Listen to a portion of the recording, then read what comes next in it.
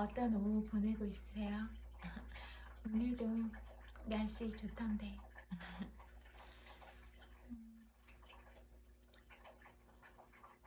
오늘도 사람들이 등산하는 산책로에는 많았어요. 항상 많이 다니시는 것 같아요. 뭐, 한 명씩 각자 다니시는 분도 계시고, 아니면 뭐 친구들끼리인지 이렇게 몰려서 다니시는 분도 계시고 그런 것 같아요.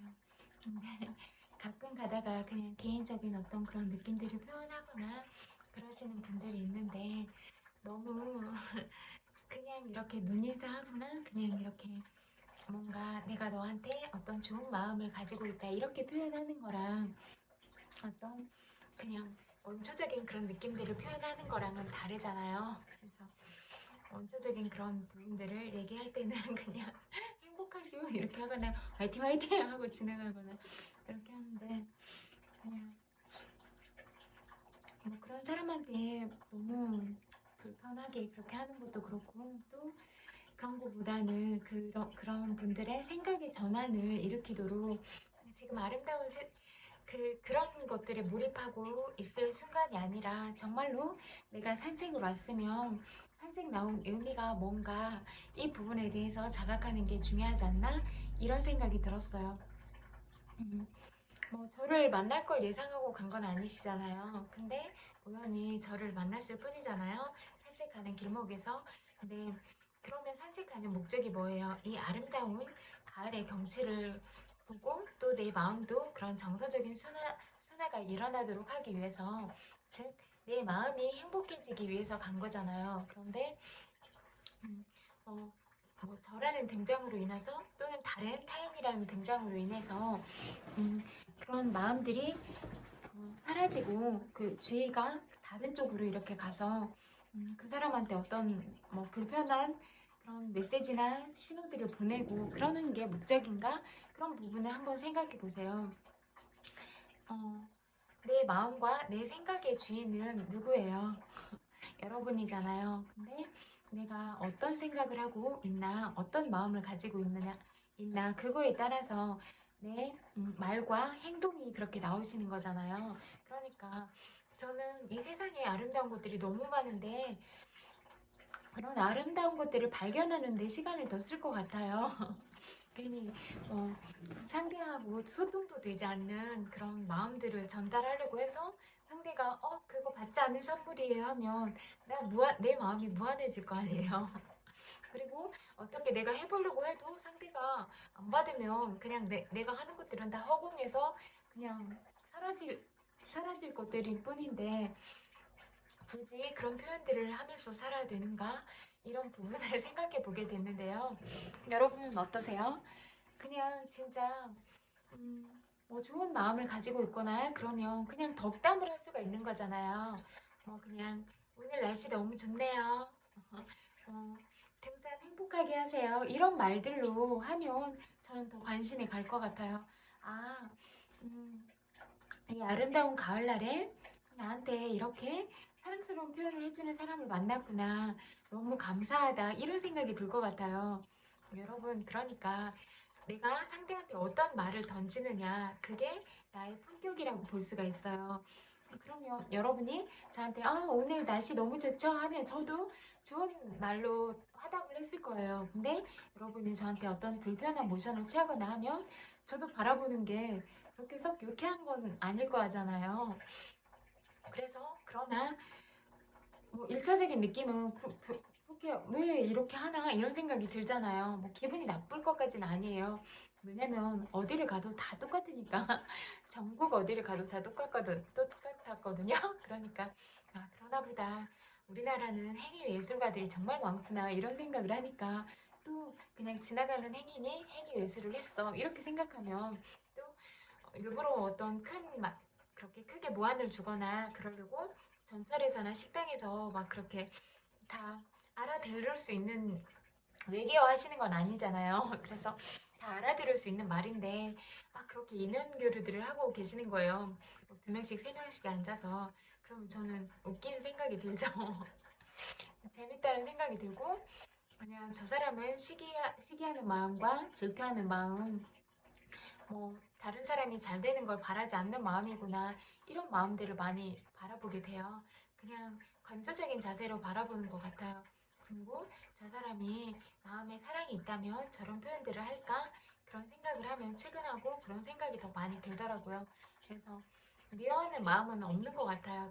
그리고 하지 말라고 이렇게 말은 하지만 정말로 그냥 불쌍한 사람이다, 그런 생각이 더 많이 들어요. 그리고 또 더 깊은 마음은 저 사람이 행복했으면 좋겠다예요. 왜냐하면 행복하면 그런 언행들을 하지 않고 오로지 자신의 삶을 살아갈 테니까 이제 그 부분까지 보고 그 사람이 진짜 잘 됐으면 좋겠다, 이런 마음인 것 같아요. 그렇게 해서 스스로가 행복한 사람들이 많아져야 그런 행복들을 외부에서 찾지 않고 내 자신 안에 있는 그런, 늘 사랑으로 채우고 늘 행복 에너지로 채워서 내 존재 자체로 행복하면 내가 사랑스러운 사람인데 다른 사람한테 비난하고 험담하고 그런 말을 하겠어요? 여러분은 어떠세요? 여러분은 많은 사랑을 하고 있으세요? 또 만나는 사람한테 그렇게 좋은 언어와 좋은 메시지들을 전달하고 계세요? 어떠세요? 늘 이야기하지만 다른 사람을 소중하게 생각하고 늘 감사의 마음을 가지고 좋은 태도를 유지하고 있어야 정말로 좋은 것들을 받을 수가 있는 거예요. 내가 저지르고 있는 그런 말과 행동들이 다 나한테 돌아올 것들인데 여러분은 왜 부정적인 것들을 선택해버리거나 다른 사람을 비난하거나 그런 대로 에너지를 쓰고 계세요? 그 누구에게도 득이 안 되는 상황이거든요. 특히 자기한테 안 좋아요. 왜냐면 내가 먼저 독을 품었는데 내가 독을 품고 상대가 잘못되기를 바란다고 해도 그게 달라지지 않는다 했잖아요.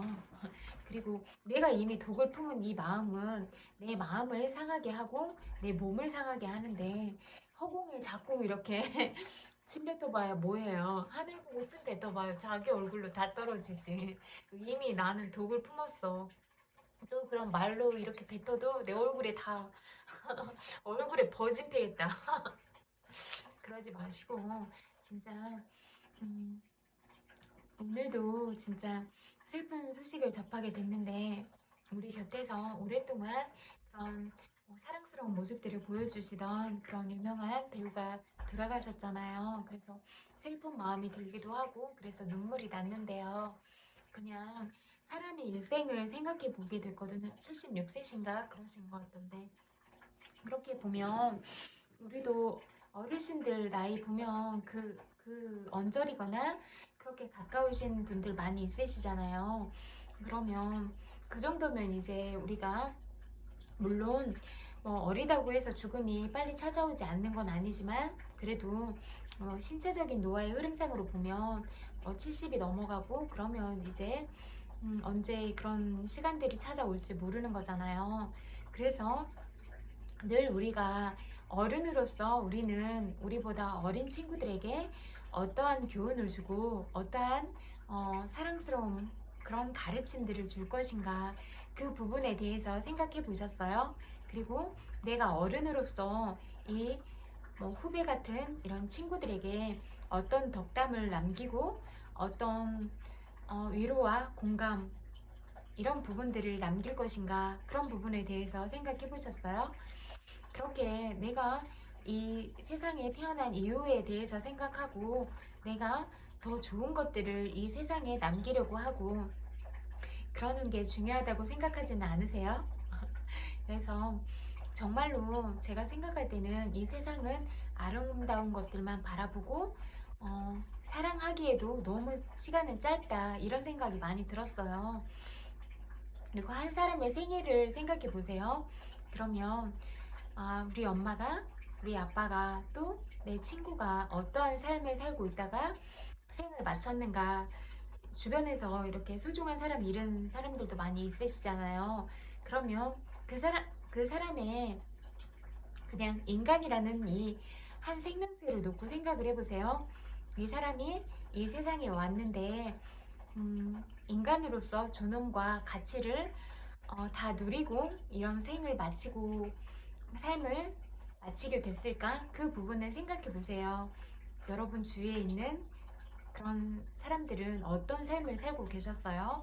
그러면 어떤 어려움을 겪거나 그럴 수가 있잖아요. 이렇게 드러나는 화려한 명성보다 또 실상은 말하지 못한 고민들이 있거나 슬픔이나 아픔들, 또 행복들, 여러 가지 요인들이 있을 수가 있잖아요. 그러면 우리는 가까이에서 이런 부분들을 바라보고 있다면 이 사람을 진심으로 사랑했는가? 이 사람한테 정말로 따뜻한 언어들을 전달하기 위해서 노력을 했는가? 이 부분에 대해서 생각해 보세요. 여러분은 그렇게 주변에 사랑스러운 말을 하고 따뜻한 사랑을 전하는 사람이세요? 이렇게 늘 중심을 나로 가지고 와서 나한테 자문을 해야 되는 거예요. 다른 사람한테 그리고 외부에서 찾을 수 있는 게 행복이 아니라 진짜 내 내면에서 우러나오는 그런 가치들을 발견하고 또 제가 말씀드렸잖아요. 행복할 수 있는 요소들을 많이 만들어서 자연에서도 예쁜 꽃들도 너무 많잖아요. 예쁜 풀꽃들도 있고, 진짜 잡초 한 폭이라도 자세히 들여다보면 너무나 예쁘잖아요. 음, 도저히 살 수 없을 것 같은 척박한 환경을 다 이겨내고 그렇게 살아있는 잡초들도 너무 대단하잖아요. 그렇게 삶의 모든 곳에서 교훈을 얻고 아름다움을 발견하고 그런 것들로 인해서 내 마음을 아름답고 풍성하게 가꾸고 또 책을 읽고 시를 읽고 그래서 내 마음이 시의 한 구절처럼 그렇게 아름답게 피어나도록 그렇게 가꾸면 여러분 너무너무 예쁘게 생겼잖아요, 진짜. 근데 그런 예쁜 얼굴들이 더 예뻐져요. 왜냐면 얼굴에서 생기를 내는 빛을 띠게 되거든요. 그러면 얼굴 안색이 밝아지는 거예요. 그래서 그 사람이 낼 수 있는 광채가 나게 되거든요. 그런데 남들을 비난하고 욕하고 자꾸 부정적인 생각들을 하고 그렇게 그런 방향으로만 살면 얼굴 빛이 까만 빛으로 죽어버려요. 그래서 그 사람의 안색이 그렇게 좋지가 않거든요. 그리고 눈빛을 안광이라고 하잖아요. 그런데 눈빛의 생기도 다 잃어버려요. 그래서 늘 좋은 생각을 하고 머리를 맑게 쓰려고 하고 그래야 눈빛이 반짝반짝 살아있어요. 그 살아있는 눈빛이 정말로 예쁘거든요. 이렇게 딱 반짝거릴 때가 있어요. 그거는 진짜 뭐라고 말할 수 없는 그런 맑은 눈빛의 기운이거든요. 그러면 여러분들이 늘 아름다운 마음, 그리고 진짜 맑은 마음, 그리고 맑은 생각, 그런 것들을 자꾸 하기 위해서 노력을 하면 여러분의 맑은 안색을 가질 수 있고, 또 아름다운 얼굴을 유지할 수 있고, 또 그런 맑은 눈빛을 간직할 수가 있는 거예요. 그리고 맑은 영성을 가질 수가 있다 했잖아요. 그러면 생각해보세요. 다 플러스 되는 것밖에 없네? 여러분, 이렇게 살아가는 하루하루가 플러스가 되는 삶이 중요하잖아요. 내가 이미 이 존재 자체로 귀한 빛인데, 그런 명품으로서 가치를, 그런 품격들을 자꾸 삭감하는 나 자신이 되어야 하는가? 이 부분에 대해서 스스로에게 질문해 보세요. 여러분은 여러분이라는 명품의 가치를 어떻게 사용하고 계세요? 그리고 오늘도 정말 소중한 사람을 보내드렸잖아요. 그렇듯이 우리의 만남은 언제 마지막이 될지 아무도 모르는 거잖아요. 그래서 내가 누군가를 만날 때 정말로 그리고 그런 만남을 뒤로 다시는 만나지 못할 수도 있어요. 그러니까 정말 마지막 축제처럼 생각하고 내가 이 사람을 어떤 사람들을 만났을 때마다 온 마음과 정성을 다 100% 쏟는 거예요. 가면을 쓰지 않고 진짜 그런 사람 내면에 가진 본질적인 그런 마음으로 들어가서 가장 어린아이와 같은 순수함으로 그렇게 거짓 없이 만나는 거예요. 그래야 진짜 친구 관계가 유지가 되고 그런 관계가 시간이 갈수록 신뢰가 쌓이기 때문에 그런 관계들은 물들어가는 그런 가을의 빛깔처럼 또 계속 그런 숙성도가 높아지는 와인들처럼 그렇게 깊이 있는 사람이 되는 거라고 생각하거든요. 여러분은 깊이 있는 사람이 되고 싶지는 않으세요? 어떠세요? 음, 여러분의 생각과 지혜, 그리고 안목, 이런 모든 부분들이 깊어가는 가을들처럼 점점 더 아름다워지는 그런 단풍들처럼 그렇게 아름다워지고 풍성해졌으면 좋겠어요. 오늘 그냥 이렇게 산책하는 길에 보면 예쁜 사진이랑 시가 써있는 그런 액자들이 걸려져 있는데요. 그냥 지나쳐 가시는 분들이 많이 있으시기도 하셨지만 오늘은 그걸 읽고 계시는 분들이 많았어요. 그래서 그 모습들을 바라보는데 제 마음이 행복해지더라고요. 왜냐하면 그냥 그런 시들을 읽는 순간이 행복하고 그런 시들이 내 마음에, 내 뇌리에 남으면 내가 그런 아름다운 시어들처럼 그런 예쁜 생각들과 마음들로 살아갈 수가 있게 되잖아요. 그래서 그럴 수가 있겠구나라고 상상하면서 제 마음도 한결 더 뭔가 따뜻한 그런 느낌이 드는 장면들이었던 것 같아요. 여러분들이 보내고 있는 하루는 어떠세요? 그러니까 뭔가 좋은 모습들을 보면 우리가 자꾸 행복한 마음이 들잖아요. 그리고 뭔가를 잘하고 있는 사람을 보면 물론 못된 마음을 내서 시기 질투하는 사람도 있는데요. 그래서 자기가 못 미치면 맨날 욕만 하고 다니는 사람도 많아요. 정말 많아요.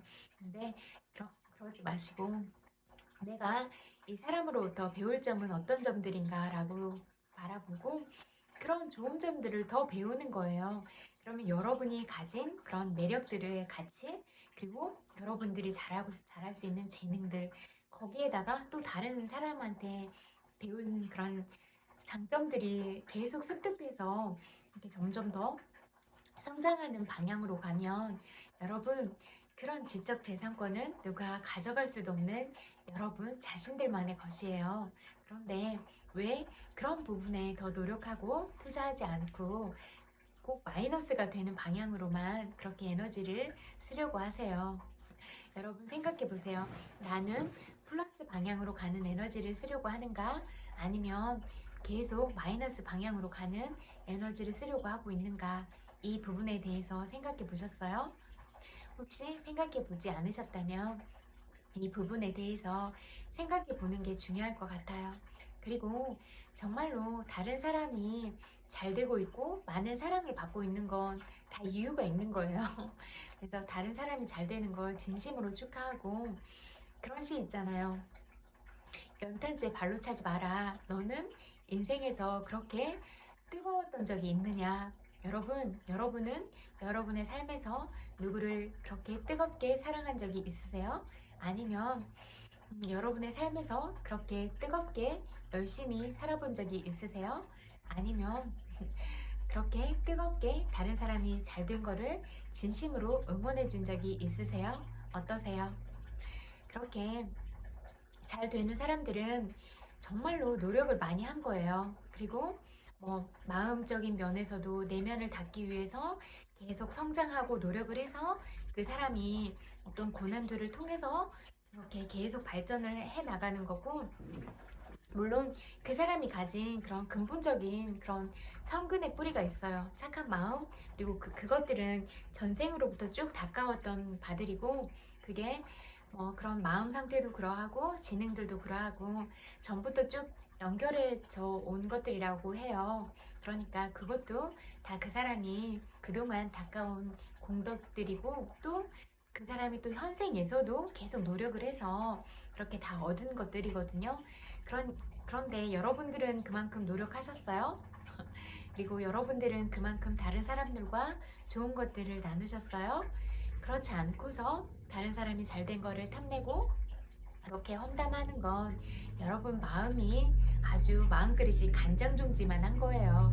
여러분, 이 세상에 태어났는데 내 마음 하나가 이 우주를 포함할 수도 있는데 그렇게 이왕이면 마음그릇을 크게 키워서 사는 게 중요하지.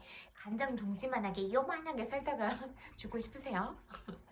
인생 곧땅으로 살지 말고 우리 이 세상에 태어났으니까 정말로 마음그릇을 크게 키워서 다른 사람을 많이 사랑하고 아끼고 또 다른 사람의 힘듦도 응원하면서 그렇게 함께 가요. 그리고 정말로 소중한 사람들은 지켜주려고 노력하는 게 중요할 것 같아요. 정말로 이 아기가 예쁘다고 진짜 기저귀 하나 채워서 이 세상에 던졌어. 그러면 온갖 사람들이 막 진짜 어중이 떠중이 다 몰려서 막 아기 예쁘다고 막 볼 잡아당기고 막 볼 꼬집고 막 난리 부릴 거 아니에요. 그러면 그 아기가 공연하는 돈만 홀랑 가져갈 거예요?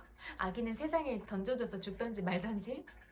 그렇게 하지 마시고 이 아기가 정말로 예쁘고 사랑스러우면 이 예쁜 모습을 오래 보려면 지켜줘야 될 거 아니에요. 그렇게 여러분 곁에 있는 소중한 사람, 재능 있고 또 너무나 사랑스럽고 예쁜 사람들 있잖아요. 우리가 오래 보려면 함부로 대하면 절대로 안 된다. 정말 부서질까 날아갈까 그렇게 그런 마음으로 보호하고 지켜줘야 된다. 그리고 특히 그 사람 마음이 슬퍼서 울지 않도록 늘 마음을 보살펴 주려고 노력하고 그 사람 마음에 대해서 귀 기울여주고 공감하고 그랬어. 그랬구나. 힘들었어? 어떤 하루 보냈어? 오늘 보낸 일정은 괜찮았어? 이렇게 늘 물어봐주고 또 그런 어떤 업무적인 스케줄이나 그것도 또 스스로 조정할 수 있으면 조정을 하고 힘든 부분에 있어서는 꼭 반드시 이야기를 해서 그런 관계자분들하고 조율을 하고 무조건 나를 잃어버리면서 그렇게 맞춰진 그런 계획이나 틀에 따라서 가면 안 돼요. 왜냐하면 내 몸이 다 부서지면 그 아무도 책임져 주지도 않고 그렇게 끝까지 함께 가려고 하는 사람도 없을 거예요. 그러니까 내 몸은 내 스스로 지키고 나의 소중함도 내 스스로 지켜야 되는 거예요. 그거는 너무 무리한 것 같아요. 너무 힘들어서 안 되겠어요. 조정 좀 부탁드릴게요. 라고 정확하게 이야기하고, 이렇게 해봤는데 이런 점들은 너무 불편함을 느꼈고 이런 부분은 아닌 것 같아요. 라고 정확하게 얘기하는 게 좋아요.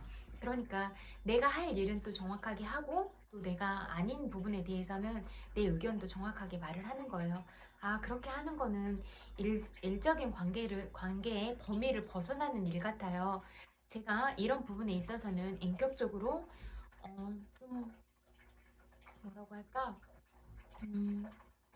감정을 다치는 것 같은 그런 생각이 들어요. 그래서 제가 좀 속상한 것 같아요. 라고 정확하게 얘기를 하는 게 중요해요. 그리고 아니면 제가 이러이러한 일정들을 해왔고, 앞으로도 이러이러한 스케줄이 있어서 힘들 것 같은데, 조금 더 저한테 이렇게 휴식을 취할 수 있는 시간이 주어지고, 또 이러이러한 스케줄 후에 이런 일정을 잡는 건 어떨까요? 라고 여러분의 생각을 정확하게 이야기하세요.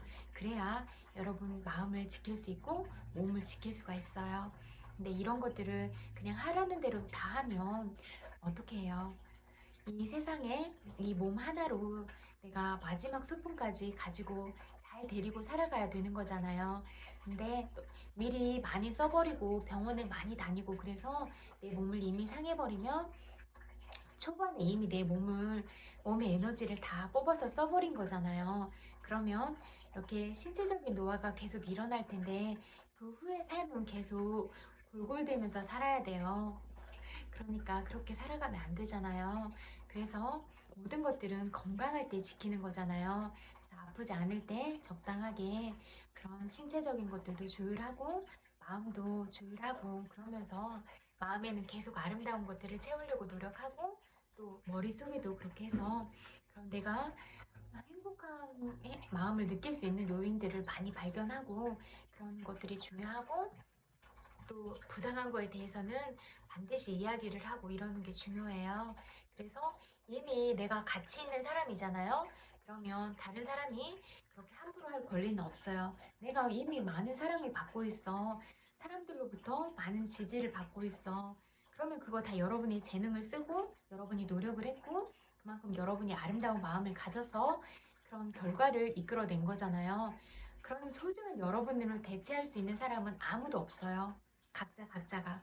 그러니까 그러면 나는 이렇게 유일한 사람으로서 내가 이렇게 제시할 수 있는 거예요. 내 키는 내가 가지고 있어서 나밖에 할 수 없는 영역이잖아요, 이게. 그러면 이렇게 할 수 있는 거예요. 말할 수 있는 거예요, 여러분. 저는 그리고 다 알잖아요. 여러분들이 어떤 것들을 잘하는지 나 자신이 알고 다른 사람도 알잖아요. 그러면 여러분의 키는 여러분한테 있어요. 그러니까 그런 부분들에 대해서 정확하게 이야기하는 게 좋을 것 같다. 그런 생각이 들어요. 그리고 그런 여러분의 가치는 어떤 어려움 속에 있더라도 사라지지 않는 빛과 같다. 여러분이 죽더라도 영원으로 남는 그런 빛과 같다. 이렇게 생각하거든요. 단지 이렇게 살아있는 육신으로서 체온을 느낄 수 있는 이런 부분이 사라지는 거지만 누군가가 여러분 마음에 많은 사랑을 주고 올바른 가치들을 많이 심어주고 그러면 그 사람이 죽어서도 그 사람은 죽은 게 아니에요. 여러분 마음속에 가슴속에 여러분 심장 옆에 늘 살아있을 거니까 그렇게 생각하면 우리의 모든 만남은 늘 소중하고 마지막이 된다고 해도 그렇게 슬프거나 아픈 일이 아니다 이렇게 생각하거든요. 그래서 오히려 이렇게 육신으로 떨어지는 부분에 있어서는 너무 속상하잖아요. 왜냐하면 우리가 가족으로 만났고 친구로 만났을 때 너무 좀 더 아쉽잖아요. 함께 할 수 있는 시간이 없어진다는 거에 대해서. 그렇지만 또 그 사람과 함께 행복한 시간을 보냈던 그런 기억들을 많이 가지고 계시다면 여러분은 이미 그런 행복한 기억들의 부자이신 거예요. 그런 행복한 기억들을 가지고 그런 기억들을 자꾸 꺼내서 추억해 보기도 하고 또 그런 소중한 사람들과 찍은 사진이나 영상이나 그런 것들이 남아 있다면 그것도 사랑하는 사람들의 기록물이다 이렇게 볼 수가 있거든요. 그러니까 그런 추억들은 여러분 마음속에 여러분이 살아있는 동안 계속 간직될 그런 아름다운 영화들이니까 어떤 이별을 한다고 해도 너무 슬퍼하지는 마세요. 어, 물론 그런 애도 기간이 필요하다고 생각은 해요. 그런데 이제 시간이 지남에 따라서 이렇게 정말로 이분이 좋은 곳으로 가기를 빌어드리고 기도해 드리는 것도 우리의 역할과 자세들은 아닐까 그런 생각이 들었어요. 이거는 제가 마지막에 떠날 때 이런 순간을 생각하면서 여러분에게 남기는 말이에요. 제가 어느 순간에 이 세상에서 사라지게 되는 날이 온다고 하더라도 슬퍼하지는 않았으면 좋겠어서 평소에 이런 부분들을 많이 이야기해드리고 가려고 해요. 살아있는 동안에도 여러분들한테는 사랑만 주고 싶고 또 제가 사라진 후에도 그냥 너무 슬퍼하지는 않았으면 좋겠다 그런 마음이 늘 들더라고요. 그래서 살아있어서도 여러분 곁에서 그런 좋은 친구가 되어주고 싶고 또 하늘에 가서도 그렇게 좋은 친구가 되어줄 수는 있지 않을까? 그리고 또 계속 이렇게 어떤 윤회 과정들을 거치면서 또 맺어놓은 그런 인연들은 선연의 관계들로 또 만나게 되는 거잖아요. 그래서 우리가 전생의 인연들로 인해서 현생에서 마주한 것처럼 또 현생에 있어서 그런 깊은 인연의 뿌리들이 또 다음 생에 만나게 되는 우리의 인연들이라고 생각하니까 그런 여러 가지 구조들을 늘 생각하면서 살거든요. 그래서 어떤 악한 마음을 품지 않으려고 해요. 그래서 늘 사랑스러운 마음만 품고 아름다운 마음만 품고 여러분들한테도 사랑만 드리고 싶은 건 저는 여러분들과 그런 선연의 관계들로 만나고 싶어서 그래요. 그리고 또 이 세상에 사랑이 얼마나 중요한가 이 부분을 너무나 잘 알기 때문에 어, 우울하거나 그렇게 죽고 싶은 마음이 들지 않게 그렇게 여러분의 마음에 사랑만 주고 싶다 그런 생각인 것 같아요. 그래서 우리가 아무리 힘들어도 이렇게 사랑을 주고받으면 그런 온기로 우리 서로한테 얼마나 힘이 되고 얼마나 나도 소중하고 또 다른 사람도 더 소중하게 여길 수 있는 그런 좋은 마음들을 마음과 마음으로 남길 수 있다고 생각하거든요. 그래서 이런 부분을 늘 말씀드리는 것 같아요. 그래서 그런 어떻게 보면 되게 좋은 것들은 느리게 나타나기도 하더라고요. 그런데 진짜 그런 원망 생활을 감사 생활로 돌리라는 그런 종교적인 메시지를 제가 새겼다고 했잖아요. 그런 것처럼 누가 나한테 그런 나쁜 것들을 행한다고 하더라도 내가 원망심을 갖지 않고 그 사람이 정말로 불쌍하다고 여겨지는 마음을 가지고 그 사람을 축복할 수 있는 마음을 갖는 게 중요할 것 같아요. 그게 여러분의 덕으로 쌓이고 여러분의 지혜로 쌓여서 사실 그런 마음 자체가 여러분들한테 돌아가는 더 큰 복과 그런 선물이거든요. 그래서 그렇게 그런 힘든 상황이 오면 그럴수록 그런 사람을 더 안쓰럽고 불쌍하게 여기고 오히려 그런 경계에 따라서 내가 더 공부할 기회로 삼으면 그런 게 더 중요할 것 같거든요. 그래서 어떠한 상황에서도 무너지지 않으면 반드시 더 좋은 방향으로 나갈 수가 있다. 이렇게 생각하거든요. 그러니까 그런 힘든 상황에 잠식 당하지는 말아라. 아무리 진흙 속에 있더라도 우아하게 연꽃처럼 피어 있어라. 그러면 진흙에서 피어난 연꽃은 그 우아함이 더 한층 빛나고 더 돋보인다. 이런 말씀을 드리고 싶어요. 어떤 아름다운 마음이나 그런 선함의 가치들은 사라지지 않는 거잖아요. 어떤 곳에 있어도 빛을 내잖아요. 그래서 이런 부분을 늘 말씀을 드리고, 그리고 여러분들이 진짜 행복을 느꼈을 때 표정이 그런 진짜 웃는 표정이 다르거든요. 정말 아기 같은 그런 웃음이 나와요. 그런 여러분들의 얼굴을 볼 때 저도 행복해지더라고요. 이렇게 거울을 보는 것처럼 여러분이 행복하면 제 마음도 행복해지고 여러분이 슬프면 저도 슬퍼지고 또 심장이 저려오고 그렇게 아프더라고요. 그래서 저는 이런 모든 마음과 생각들이 연결이 돼 있다고 생각하니까 늘 사랑만 드리고 싶은 것 같아요. 여러분 오후 잘 보내고 계실 것 같은데요.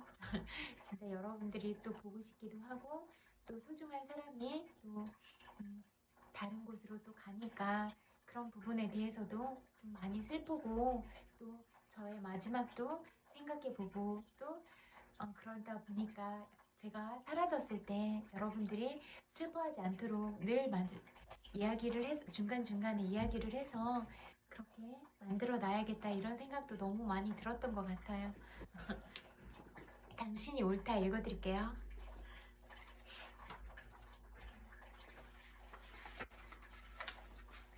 우울은 삶의 보편적 바탕색.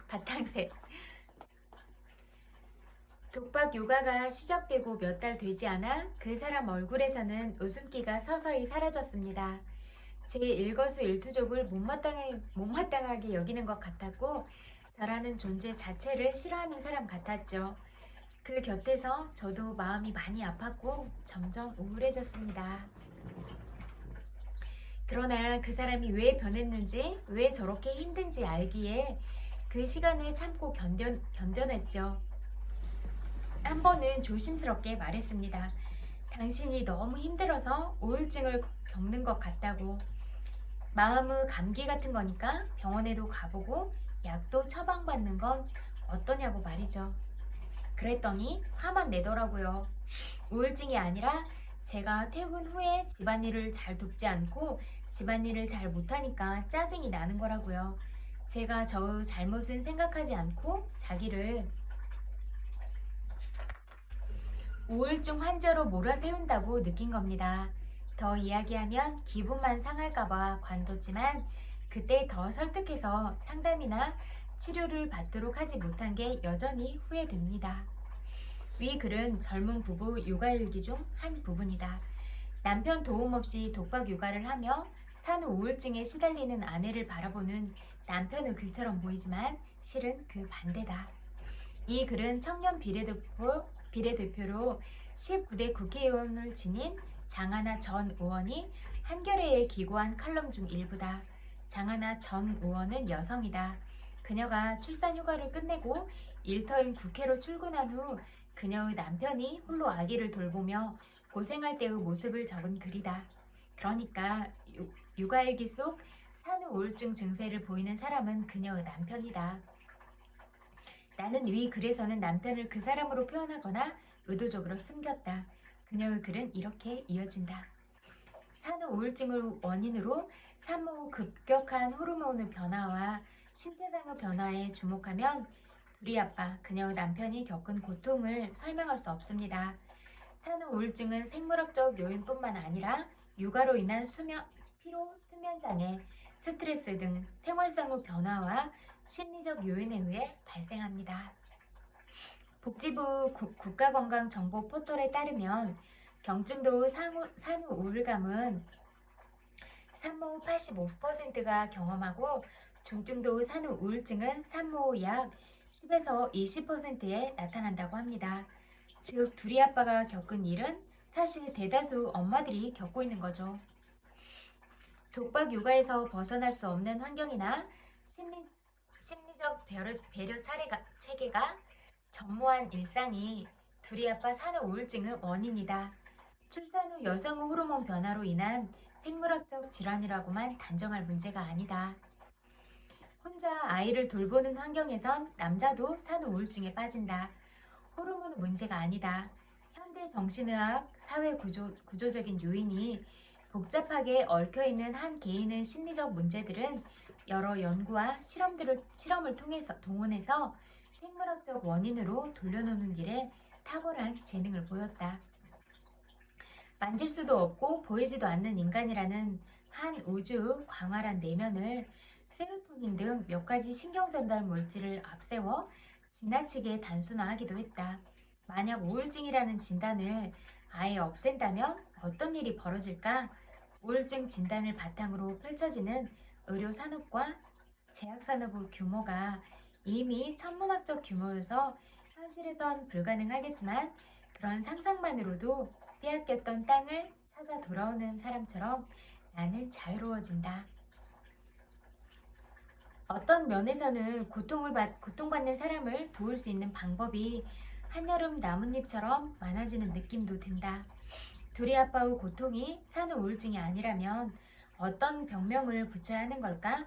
나는 질문 자체가 잘못됐다고 생각한다. 둘이 아빠의 우울은 병이 아니다. 그냥 우리 삶의 한 조각이다. 우울과 무력감은 삶 그 자체일 뿐 병이 아니다. 인간의 마음이나 감정은 날씨 같다. 춥기도 하고 덥기도 하고 화창하고 맑다가 바람이 불기도 하고 태풍이 몰아치기도 한다.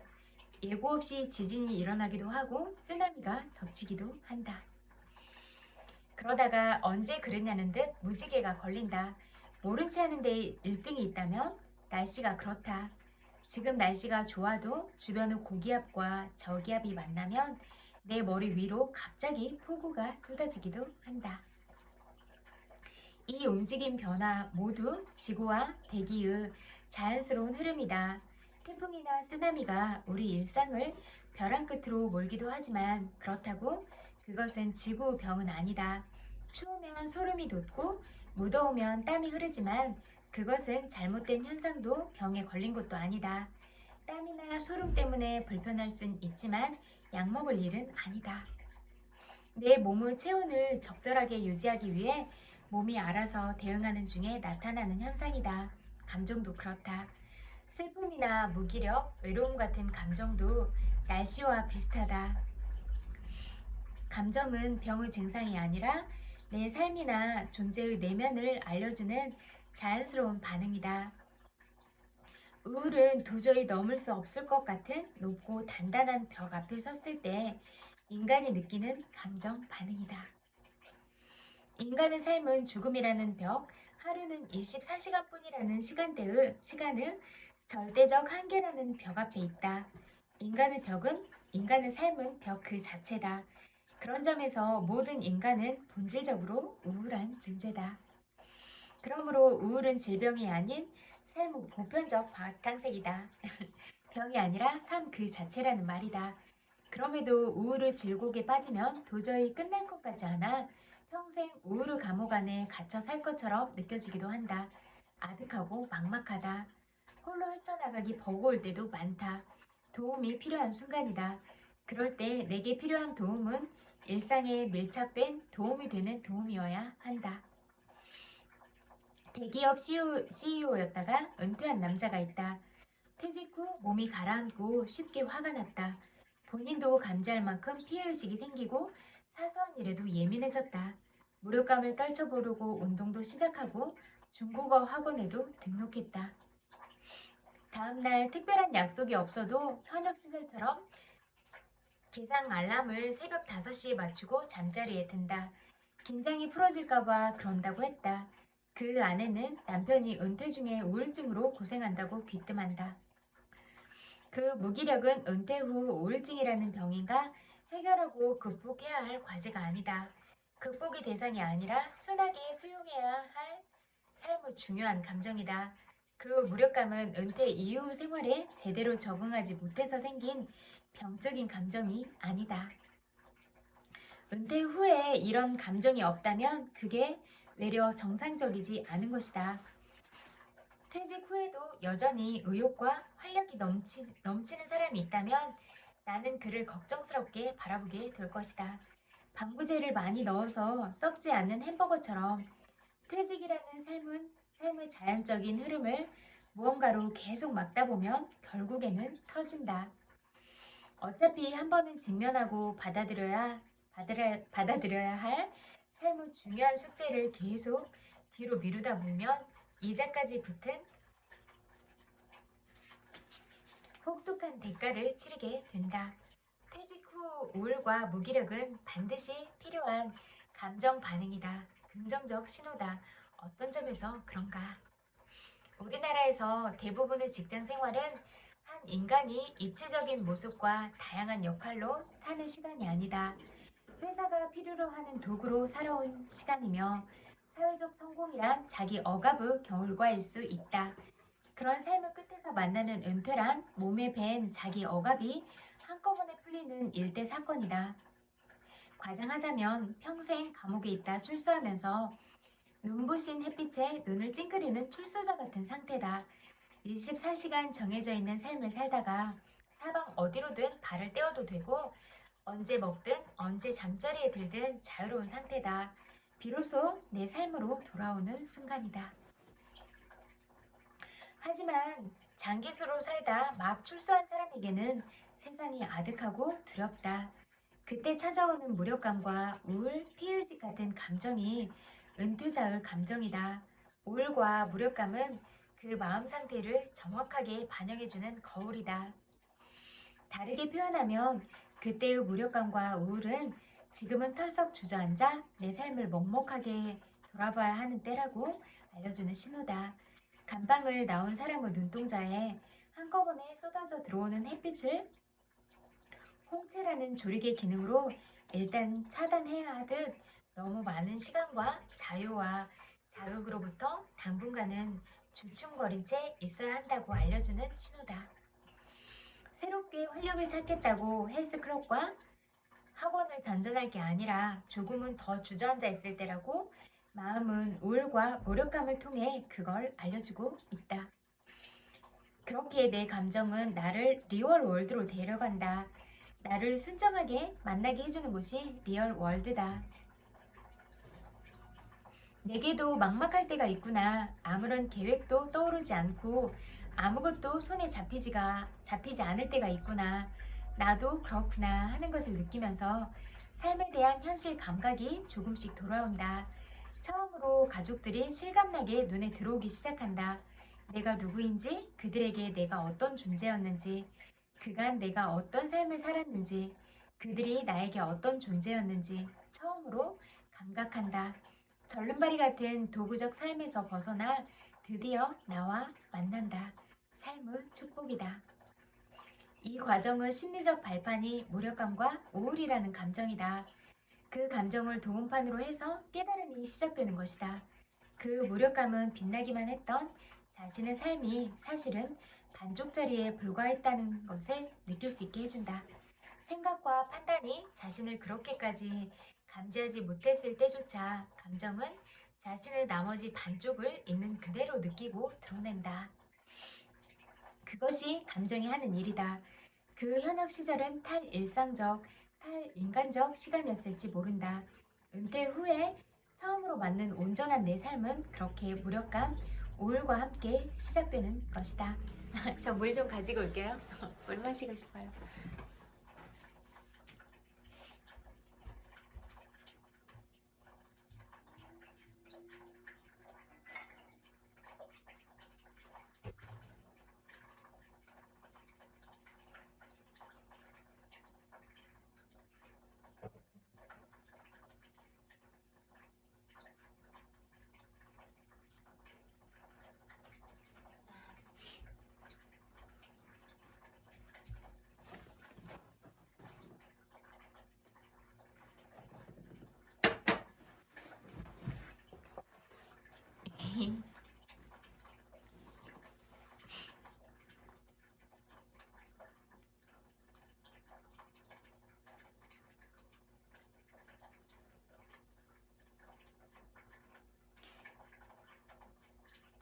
은퇴 후에 처음으로 맞는 온전한 내 삶은 그렇게 무력감, 우울과 함께 시작되는 것이다.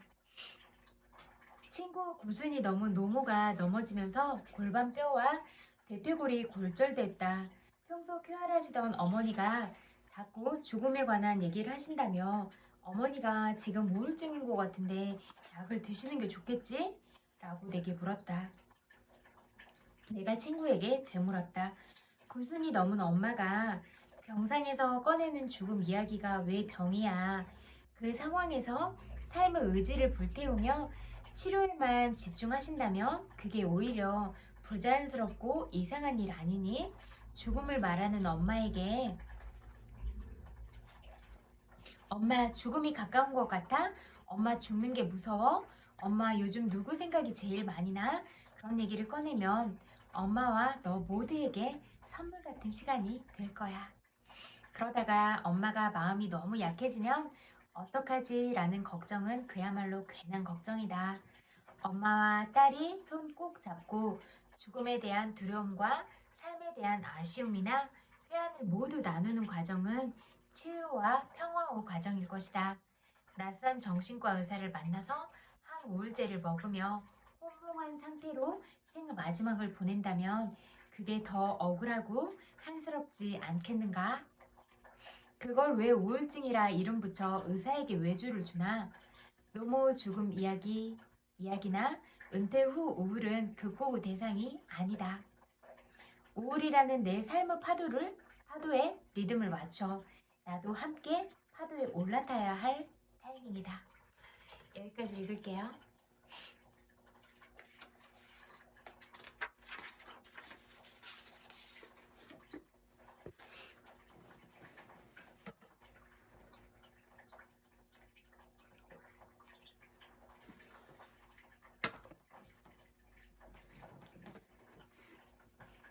놓아버림 읽어드릴게요.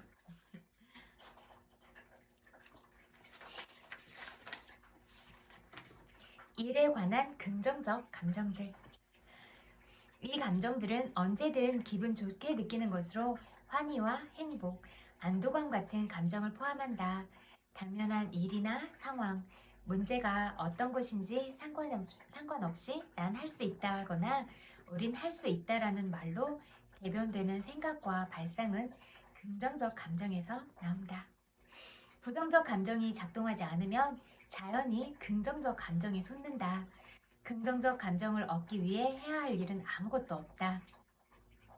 긍정적 감정은 우리의 자연적 상태에서 핵심을 이루는 부분이기 때문이다. 내면에는 항상 긍정적 상태가 존재하는데 억제된 부정적 감정에 의해 그 상태가 완전히 가려있을 뿐이다. 구름을 없애면 태양이 빛난다. 부정적인 면을 항복하면 긍정적 마음 상태가 뒤따르면서 그 결과 능력과 창조적 발상, 재능, 지략이 저절로 풀려난다. 부정성을 놓아버릴 때 풀려나는 영감이 창조적 발상의 끝없는 흐름을 창출한다. 상을 받은 브로드웨이 뮤지컬 제작자의 경우가 좋은 예다.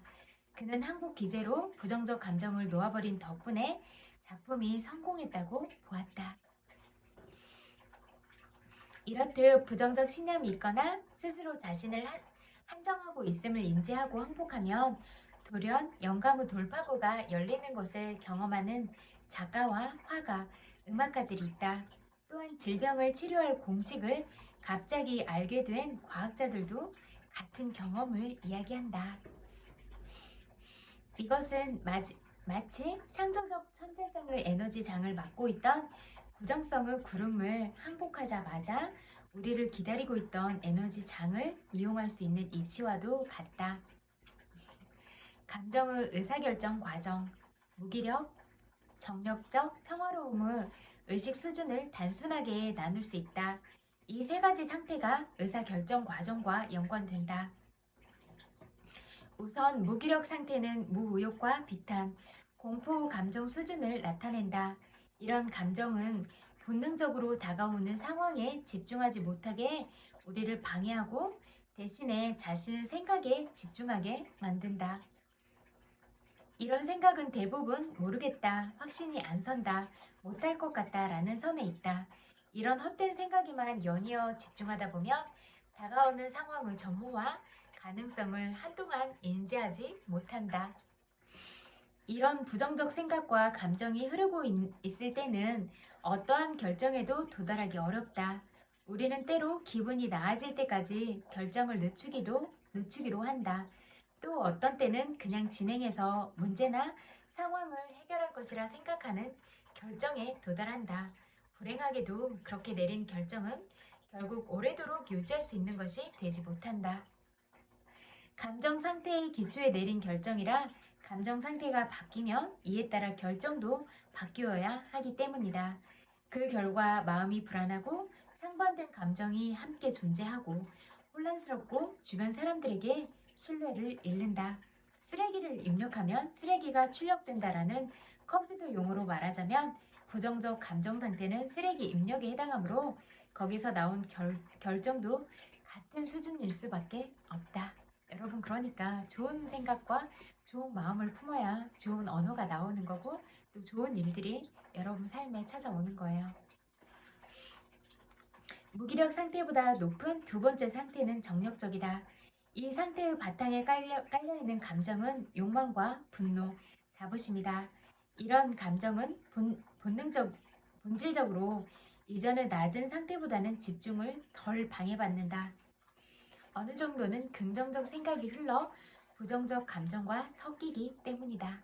여기까지 읽을게요.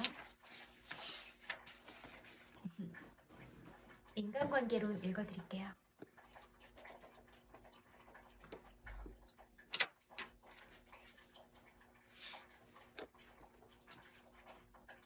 시인 로버트 브라우닝은 이렇게 말했다. 먼저 자신과 싸우는 사람은 가치 있는 사람이 된다. 자신을 완벽한 사람으로 만들려면 지금부터 시작하더라도 크리스마스까지는 시간이 걸릴 것이다. 그러면 크리스마스 휴가는 편하게 쉬고 새해부터는 다른 사람을 비난하고 마음대로 할 수 있을 것이다. 하지만 일단 당신이 먼저 완벽한 사람이 되어야 한다. 내 집 문 앞이 더러운데 이웃의 지붕에 쌓인 눈에 대해서 불평하지 말라고 공자는 말했다. 젊은 시절 다른 사람들에게 깊은 인상을 남기고 싶어 안달일 때 나는 리처드 하딩 데이비스에게 정말 바보 같은 편지를 쓴 적이 있다. 데이비스는 한때 미국 문학계에서 혜성같이 떠오르던 인물이었다.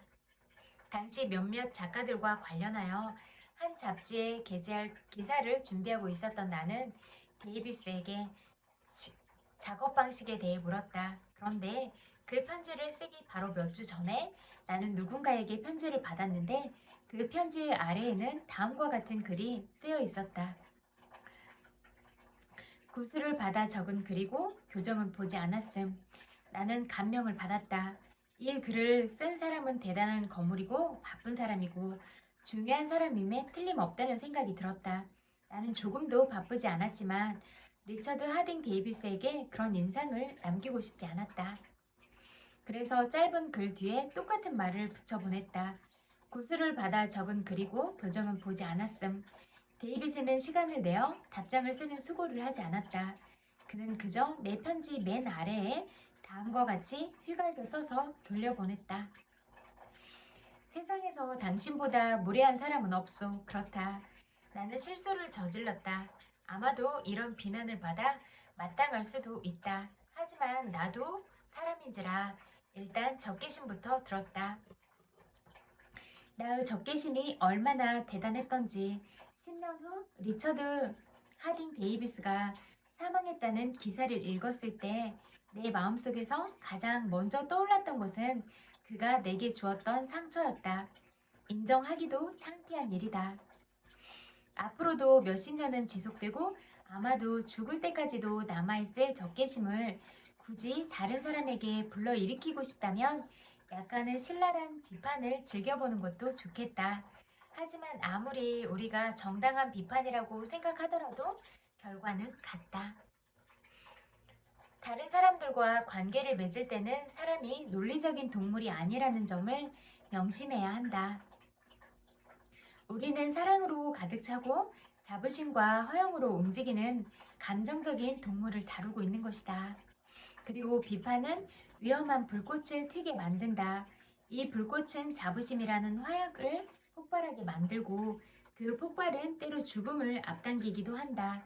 예를 들어 레너드 우드 장군은 질책을 받고 프랑스로 출정을 허가받지 못했는데 자존심에 상처가 난 나머지 얼마 못 가 죽었다. 토머스 하디는 영문학을 풍성하게 만들어준 최고의 소설가 중 한 명이다. 그런 하디조차 심각한 비판을 받고는 펜을 영원히 꺾어버렸다. 영국의 시인 토마스 채터턴은 비난을 견디지 못하고 자살했다. 벤저민 프랭클린은 어렸을 때는 눈치도 없고 요령 부득인 사람이었지만 나중에는 사람들을 잘 사귀고 인간관계의 재주를 보이며 프랑스 대사까지 역임했다. 그 성공 비결은 무엇이었을까? 저는 누구도 험담하지 않습니다. 그는 말했다. 제가 아는 모든 사람들을 좋게 이야기합니다. 그거 보세요. 여러분들이 험담하면 같이 험담하는 사람들이 그 자리에서는 험담할지라도 뒤돌아서면 저 사람은 내 욕도 할 사람이야 라고 여러분을 믿지 않게 돼요. 여러분은 그렇게 신뢰가 없는 사람이 되고 싶으세요? 그리고 그렇게 험담을 자주 하는 사람 옆에 가고 싶으세요? 바보라도 비판하고 비난하고 불평하는 정도는 할 수 있다. 사실 대부분의 바보들은 비판하고 비난하고 불평을 늘어놓는다. 하지만 인품이 훌륭하고 자제력이 있는 사람들은 다른 사람들을 이해하고 용서한다. 칼라일은 말한 바 있다. 보잘것없는 사람들을 다루는 방식을 보면 그 사람이 위인인지 아닌지를 알 수 있다. 사람들은 비난하는 대신 이해하려고 노력해보자. 왜 그 사람들이 그런 일을 했는지 이해하려고 애써보자. 비판보다는 훨씬 더 도움이 되고 재밌을 것이다. 그러다 보면 공감, 관용, 친절도 몸에 배게 된다. 모든 것을 알게 되면 모든 것을 용서하게 된다. 영국의 대문호 세무엘 존스는 다음과 같이 말한 적이 있다. 하느님도 심판의 날이 오기 전까지는 인간을 심판하지 않으시겠다고 하셨다. 그런데 당신과 내가 감히 그래서야 되겠는가? 사람을 다루는 기본 방법, 비판하거나 비난하거나 불평하지 말라.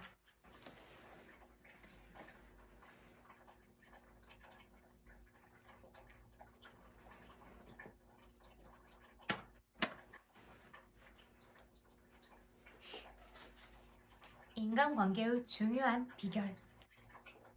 세상에서 다른 사람으로 하여금 어떤 일을 하도록 만들 수 있는 방법은 단 하나밖에 없다. 혹 그 방법을 곰곰이 생각해 본 적이 있는가? 그렇다, 단 하나다. 바로 다른 사람으로 하여금 그 일을 하고 싶어 하도록 만드는 것이다. 기억하라, 다른 방법은 없다.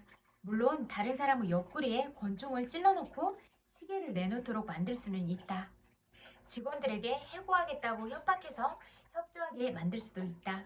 하지만 당신이 돌아서는 순간 그들의 태도는 바뀔 것이다. 아이를 때리고 위협하여 당신이 원하는 일을 시킬 수도 있다.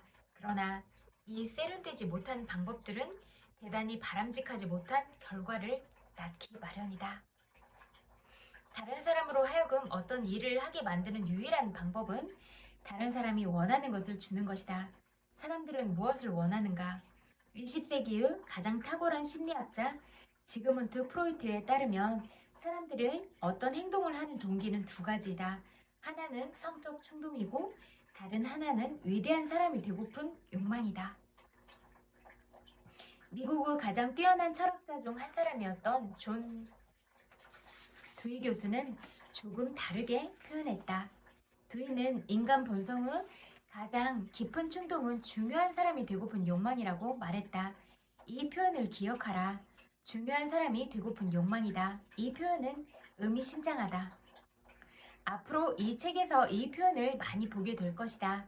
사람들은 무엇을 원하는가? 그렇게 많은 것들을 원하지는 않는다. 하지만 그 얼마 안 되는 것들에 대해서는 부정할 수 없을 정도로 완강하게 갈망한다.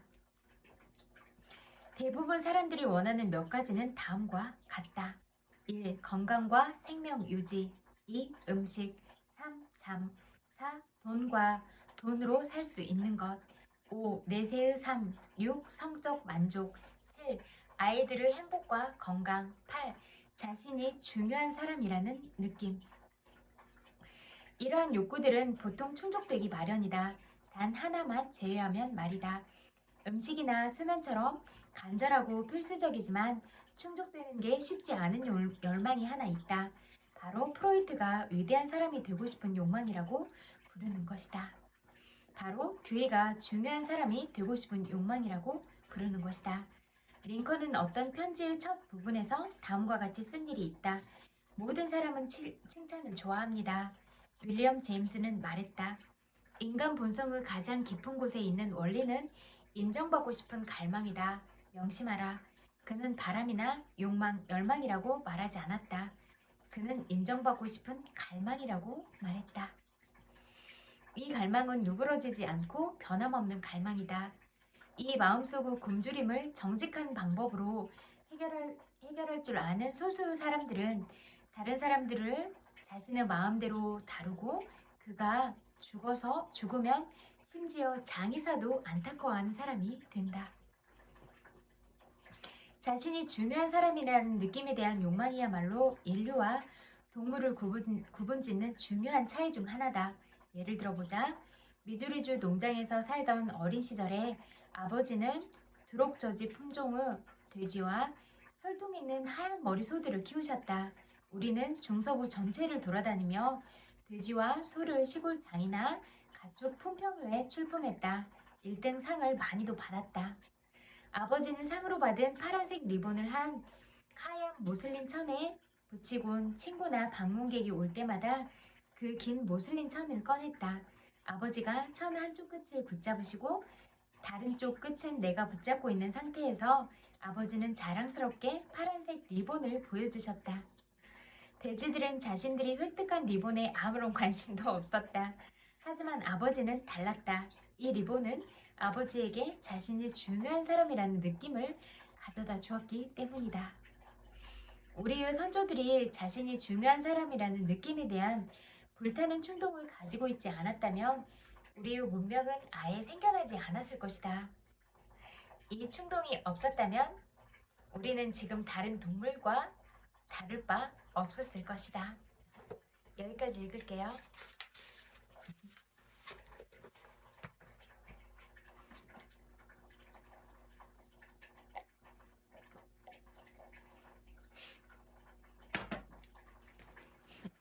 물론 그런 인간관계를 접할 때 우리가 그런 전생으로부터 가까운 그런 인연관계들이나 아니면 어떠한 그런 업무적인 환경이나 아니면 뭐 친구로 만나거나 그런 친목 그런 동호회로 만나거나 그렇게 그룹들로 만나는 그런 관계나 그런 모든 부분이 다르기 때문에 어떤 이런 뭐 그때는 가장 뭐 어떤 적합한 뭐 그런 방법이 있다 이렇다기보다는 그냥 상황에 따라서 달라질 수 있는 변수들은 많이 있지만 그래도 보편적으로 우리 사람들이 바라고 또 관심 있어 하고 이런 부분들은 어떠한 부분들인가 이 부분에 대해서 깊이 있게 인식을 하시고 일단은 인식 체계가 이렇게 많이 확장이 돼서 우리가 객관적이고 합리적인 사고들을 할 수 있는 게 가장 중요하거든요. 그래서 그런 것들을 할 수 있으려면 우리가 여러 가지 좋은 정보들을 많이 입수해야 되는 거잖아요. 좋은 영상들을 통해서 배우고 또 좋은 책들을 통해서 배우고, 그러나 그 책 쓴 저자가 그런 인격적인 부분도 꼭 그렇게 훌륭한 것만은 아닐 수 있다, 이런 부분도 염두에 두시고 그냥 지적인 영역으로서 가지고 와서 그 부분에서 내가 취할 것은 무엇인가, 이런 부분들을 보는 거예요.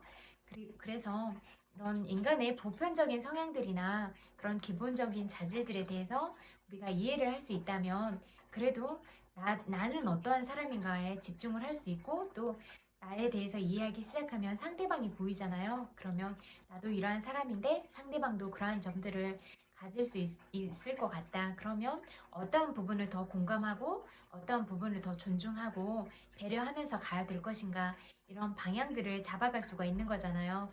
그렇기 때문에 우리가 늘 배우고 공부하고 알아야 된다, 이렇게 생각하거든요. 아는 만큼 나의 머리가 열리고 아는 만큼 나의 마음이 열리고, 그래서 알수록 계속 확장된 마음으로 갈 수가 있으니까 우리가 자꾸 채워지는 에너지로서 이렇게 많은 좋은 것들을 채울 수가 있고, 또 다른 사람에 대한 이해도 뭔가를 알게 될 때 더 잘 품을 수가 있게 되는 것 같아요. 그래서 진짜 모든 사람들을 자비의 마음으로 보고 연민의 마음으로 보고, 또 나도 그렇게 바라보고 또 사랑스럽게 바라보고, 또 존재로서 너무나 소중하고 가치 있다고 그런 시각으로 바라보고, 그렇게 바라보는 게 중요할 것 같은데요. 여러분들은 다른 사람들을 사랑하고 살고 있으세요? 또 여러분들은 다른 사람을 존중하고 또 공감을 많이 하면서 살고 계세요? 어떠세요? 여러분의 삶을 되돌아보고 나는 어떠한 사람인가? 나는 어떠한 언어들을 많이 사용하고 있는가? 나는 긍정적인 사고들을 많이 하고 있는가? 그런 부분들을 생각해보는 그런 시간들이 여러분들의 모든 삶에서 이루어졌으면 좋겠어요. 그런 것들이 계속 퍼져나가고, 그래서 우리가 그런 선한 영향력들을 많이 줄 수 있고, 또 우리가 아름다운 마음들, 그리고 진짜 아름다운 미소를 줄 수 있는 그런 해피 바이러스 같은 존재가 되어주면 좋겠다, 이런 생각이 들었어요. 여러분은 다른 누군가에게 해피 바이러스가 되어주고 있으신가요? 어떠세요? 이 시간을 통해서 여러분 삶을 되돌아보시는 그런 계기들이 되셨으면 좋겠어요. 그리고 이제 또 오늘 하루를 마무리할 수 있는 그런 시간들이 되어가고 있는데요. 여러분의 삶은 오늘 어떠셨어요? 괜찮은 하루셨어요? 아니면 힘든 하루셨어요? 그리고 여러분들이 만나는 모든 사람들은 어떠셨어요? 그래도 힘든 부분들이 있었다고 하더라도 이제 또 마무리하는 시간이 곧 찾아오니까, 또 맛있는 저녁 드실 시간이 되잖아요. 그러니까 또 저녁도 사랑하는 사람들과 또는 혼자 드시더라도 늘 그런 감사 기도를 마음으로라도 하고, 그러면서 또 그런 소중한 음식들이 여러분의 건강과 마음을 이렇게 책임져 줄 수 있으면 좋을 것 같아요. 마무리도 잘 하시고, 또 잘 때 날씨가 많이 추워졌으니까 옷도 따뜻하게 입으시고 따뜻한 차도 많이 드시고, 그렇게 차를 마심으로써 여러분 안에 그렇게 평화로움도 채우시고 사랑도 채우시고, 그런 모든 나날들 맞이하시고, 또 여러분들이 이루고자 하는 모든 일들 다 이루세요.